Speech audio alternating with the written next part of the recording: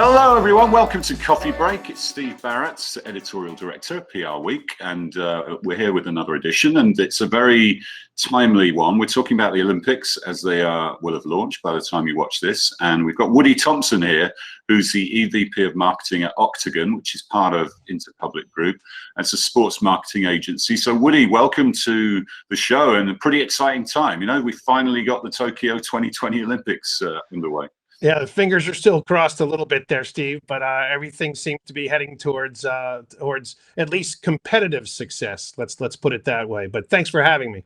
Yeah, it's a pleasure. So tell us a bit about Octagon and how your agency would normally engage with a big sporting event like the Olympics, and what sort of things you would do, both on the ground and back here in the States, and with your clients and engaging with the media, doing events, etc. Sure. Well, Octagon in general is a sports marketing agency. We have two separate organizations within our company, an athlete representation group, talent and personalities. So we represent very well-known athletes. In fact, we represent Simone Biles and Michael Phelps and others that are pretty much household names. And then on the marketing side, we represent brands that sponsor sporting events, leagues, teams. In the case of the Olympic Games, all over the world, whether that's domestic or international or games or National Olympic committees. Our job is to help those investments pay off for our clients as a marketing platform.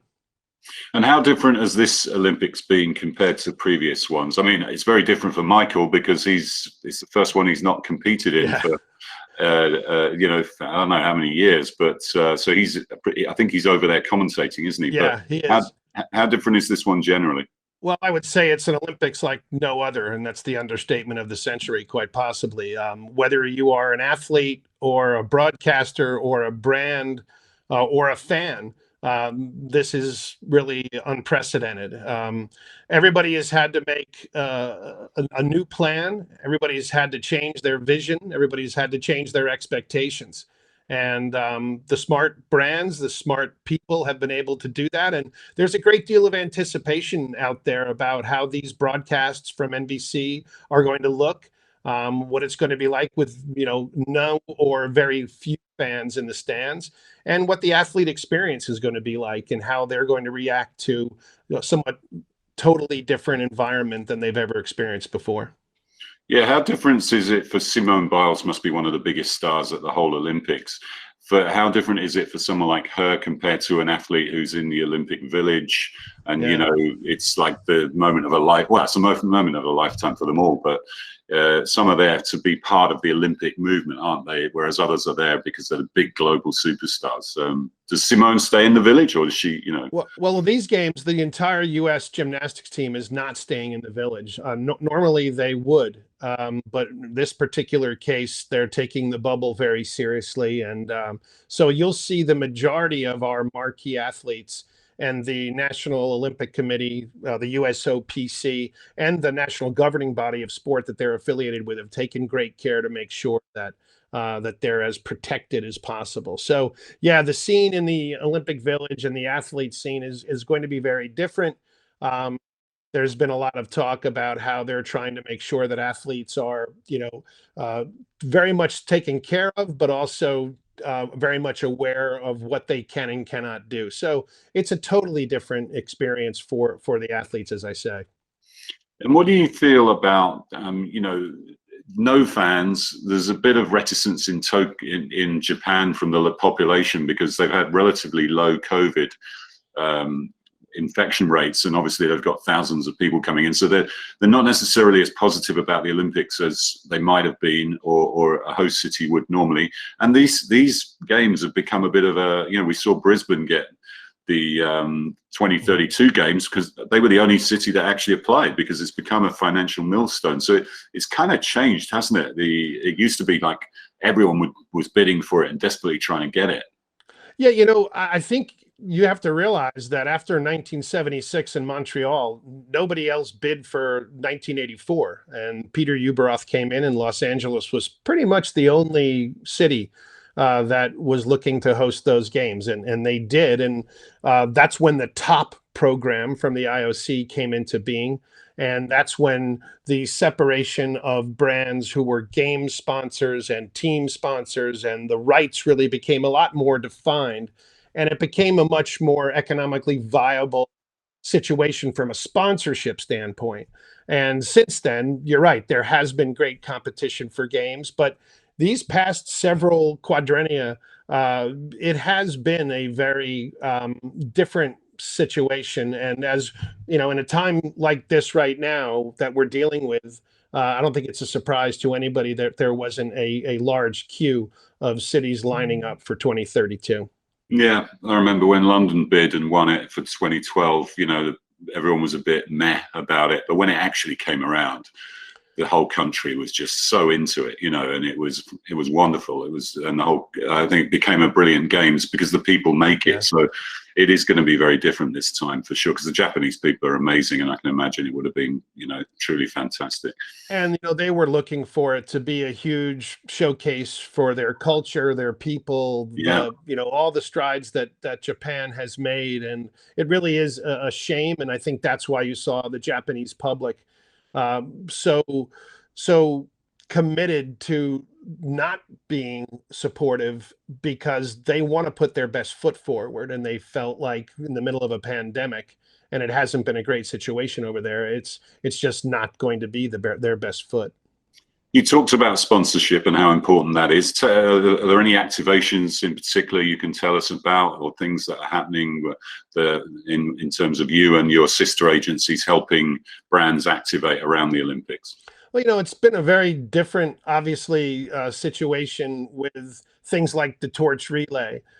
So you got Coca-Cola and Toyota, who were incredibly involved as presenting partners of the torch relay, and they've, for all intents and purposes, seen that particular initiative kind of you know, wither away, and it's been very muted. So they've had to focus on other things. And what we see with not just our clients, but all Olympic sponsors in this particular instance, is the focus is going to be on the athletes and the competition. And really the fact that these are individuals who have dedicated their lives to these fantastic moments of normally being on a stage. Certainly they're still on the global stage and they're going to be seen, but the energy and excitement of a stadium full of people for track and field, or that the swimming venue is not going to be there. But you know, these are world-class athletes who, when they are competing, they're extremely focused on what they're doing. So brands are really championing the athletes, which quite frankly is the whole point of the Olympic movement, you know, to begin with. So it's going to be a lot less pomp and circumstance, and a lot more focus on these individuals, who they are, what their story is, and for specific nations, you know, what they mean to the patriotism and the feeling of what's going on, whether that be the Netherlands or the United States or Japan or China or Russia or any of the nations that are sending their athletes to the games. There's a focus on that. Yeah, one of the great things about the Olympics is, and the reason I love the opening ceremony, is it really does bring the whole world together in a way that nothing else can. You know, politics, there's no way that the world's going to come together around that, is there? But on sport and maybe music, those are the two things that people can really come together as one and celebrate, you know, the human spirit, and also just celebrate the Olympic ideals. So, and if we ever needed that, I guess now this is the time when we do, isn't it?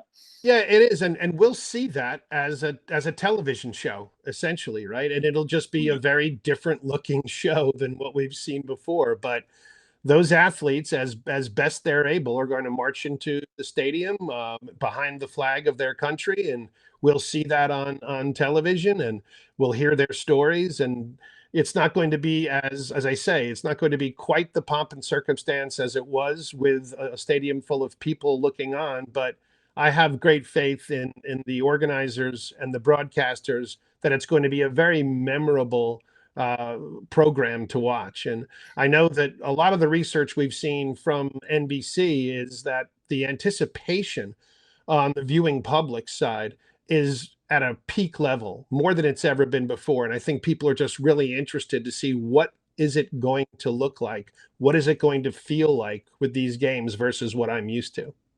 Yeah, that's interesting because the last one was in Rio in Brazil in a very similar time zone, and it was a little disappointing, in terms of the viewer response. So now you're in Tokyo where the time zone is nowhere near as convenient, but I guess streaming has come on a lot more. So you'll still have the wrap-up packages in prime time, and it sounds like they've sold most of their advertising space as well. So it's kind of mixed messages around that. Well, look, NBC has invested quite a bit of money in this property, and they are making the most of it. There really won't be any channel left unturned, whether it's social media, streaming, or over the air, whatever you want, whatever competition you'd like to watch. If you want to see team handball at 3 o'clock in the morning, I think you're going to be able to see it if that's what floats your boat and it can get you excited. But it's just the staggering amount of content that is going to be coming out of Tokyo over these 16 days is there's something for everyone, certainly. Yeah, I mean the US women's team, the soccer started off actually before the opening ceremony, and it was a shock result there. That was a 4 a.m. game as well. So yeah, you're right. There will be some interesting time zone stuff. Yeah, but with the women's soccer team, it's interesting because they didn't win the gold medal in Rio either, and they actually lost to Sweden, and they seem to win in the World Cup, but they have won gold medals certainly. But look, that's the beauty of competition, and that's what makes it's what makes it a horse race, right? Yeah, and then I saw the Brazil team, which has just come off of Copa America. They lost in the final to Argentina, but they had all the big stars. Some of their big stars playing in the Olympics as well. So some of the big stars have gone over. Others haven't made the trip. I think Djokovic is going into tennis, isn't he? And some of the top golfers are going. Some of them aren't. So yeah, it's going to be interesting. Well, those sports, and this I think translates into the viewership as well. Those sports that don't have their pinnacle event as an Olympic event are always going to be a little bit more challenged. So whether it's golf or tennis or soccer, there's no question that the major events in golf and tennis are going to carry the day, and soccer has its regional championships and obviously FIFA World Cup. So as great as it would be to win a gold medal for those athletes, that's not the ultimate goal of their athletic careers. And so I think that translates into viewership, that translates into the focus that brands and fans have on those events during the Olympics. And it's just a different animal than swimming or diving or wrestling or some of the other kind of true, pure Olympic events that are more traditional. Yeah, I mean, there's athletes like a Naomi Osaka or Colin Morikawa, great storylines, right? So, you'd be able to build some great narratives around that, which is what the marketers love, don't they? That's what they're there for. We always try to make sure when we work with advertising agencies and even the PR firms that we work in tandem with our clients to make sure they know that this isn't scripted, that this is real life and these are real people. And we can't create the story. This isn't a Disney movie. And the coolest part about it is that the stories come and the stories are there. And the history books are full of just amazing stories of Olympic athletes and the journey that they've taken to the game, whether it results in a gold medal or no medal at all. It's powerful stuff, and it's what people, I think, really respond to. Absolutely. Just quickly to finish, how's the last 18 months been? Because clearly sport pretty much shut down, didn't it? So I guess for Octagon, it was a tough period, yeah? Yeah, we've never seen anything like it. I joined the company in 1992, began as a company in 1983, and it's been a steady growth of our entire organization. And we never really hit a stagnant point. But when everything came to a screeching halt, we spent a great deal of time identifying lost value, working hard on behalf of our clients to, on their behalf, work with properties to come to a reasonable and fair, equitable, make good situation. And I think it really proved the partnership elements of the sponsorship world, that this is not transactional. Most of our clients are involved in multi-year deals, and those relationships are strong, and everybody was hurting. This wasn't a case of just one brand or one property being down. Everybody was sucking wind. And as I say, it was reasonable, it was fair, and hopefully we're coming out of that now, and brands are starting to spend, and consumers are responding, and the sport world is rebounding. Yeah, we need our sports for sure, and we're looking forward to a great Olympics. So thanks so much for joining us, Woody. Great to get your insights, and yeah, good luck in the next year for Octagon. Thanks very much, Steve.